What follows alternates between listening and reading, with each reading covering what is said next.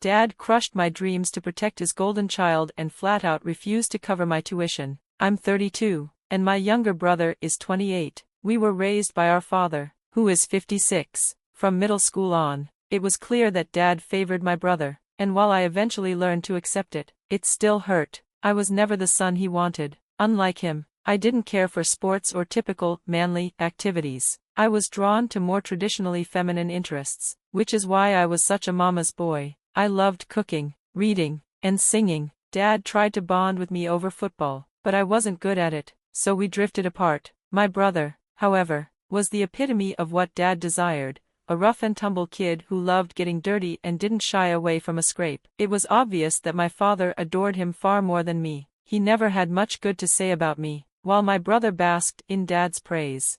In contrast, my mother treated us both fairly, and that's why I held her in higher regard. I did make an effort to connect with my dad, but after our growing distance, he didn't seem interested in mending our relationship. Then, everything changed when my mother passed away from cancer during my 8th grade year. By the time we realized how serious her illness was, it was too late. Her death devastated me, leaving me to spiral downward. The kitchen became my refuge, and I poured my energy into cooking every day, as if my life depended on it. My mother had been an incredible cook and had once dreamed of being a chef before taking over her father's business. Cooking was my solace, especially since my dad and brother buried their feelings about her death, growing even more distant when, in a typical family, tragedy should have brought us together.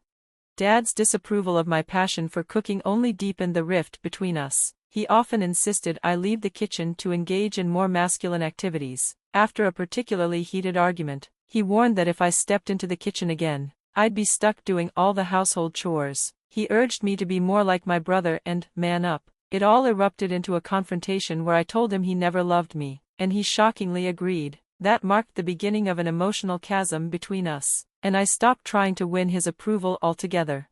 For the next few years, I isolated myself in my room, listening to music and honing my cooking skills. I was determined to pursue a culinary career, not just for myself but to honor my mother's legacy. Communication with my dad dwindled to the bare minimum, and my brother hardly acknowledged my existence. After my mother's death, I felt completely alone.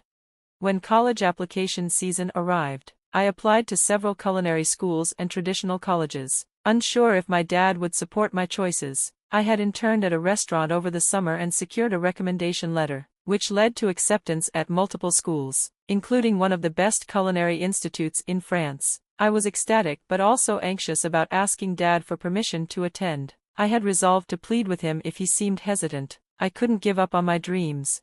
Eventually, I mustered the courage to tell him about my acceptance, fully expecting a rejection based on his belief that cooking wasn't a manly career. But I was blindsided when he refused to pay for my tuition altogether. I was bewildered. He wasn't struggling financially. The truth was, he didn't want to fund my education because it would make my brother feel insecure about his own struggles. My father insisted that my brother's well-being came first and suggested I attend community college or pay for my education myself. I was horrified that he could be so cruel, sacrificing my dreams for his favorite child. After pleading with him and sobbing, I finally lost it during an explosive argument. I left his house for good, feeling utterly betrayed.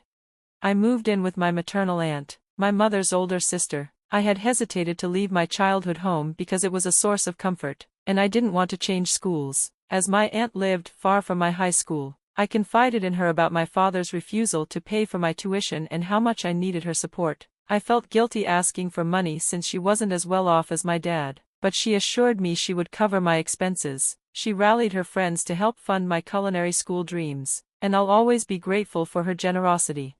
Once I arrived at culinary school, I worked part-time to make the most of my opportunity and honor my aunt's sacrifice. I dedicated myself to my studies and eventually graduated as one of the top chefs. A few months later, I landed a job at a high-end French restaurant. I made sure to send half my salary back to my aunt to repay her generosity. Luckily, I avoided student loans, which would have been a burden I couldn't bear.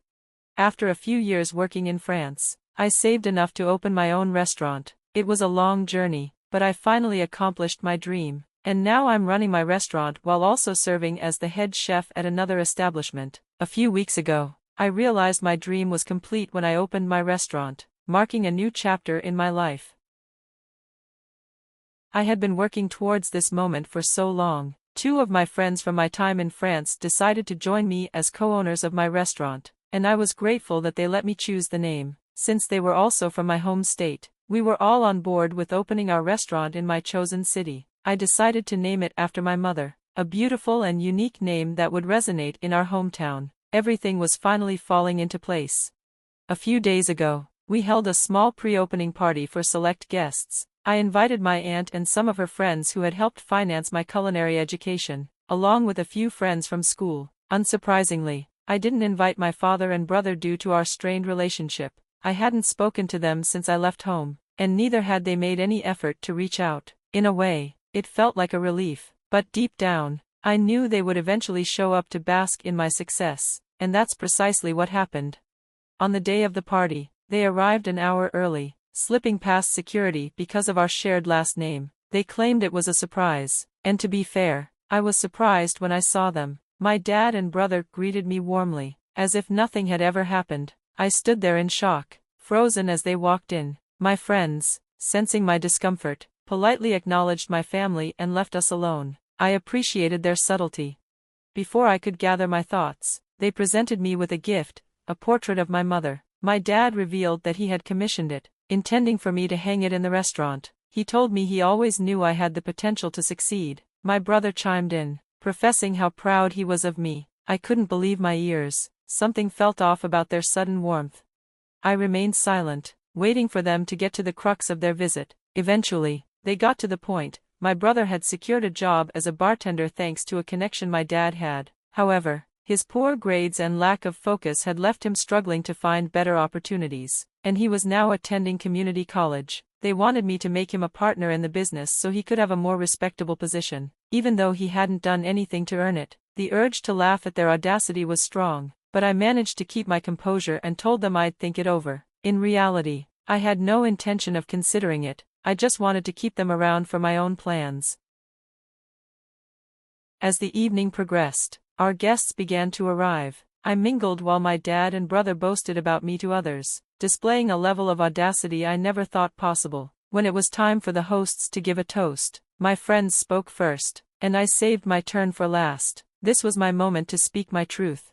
I began by thanking everyone for being there and raised a glass in honor of my mother, the driving force behind my success. I credited her unwavering belief in me as a child for helping me achieve my dreams. Then, I shifted gears and acknowledged that I had taken out a loan from my aunt and her friends to attend culinary school. Finally, I confronted the real reason I had needed that loan, my family. I recounted how I had grown up under a father who never loved or believed in me, who constantly belittled my passion for cooking, and a younger brother who mirrored that attitude.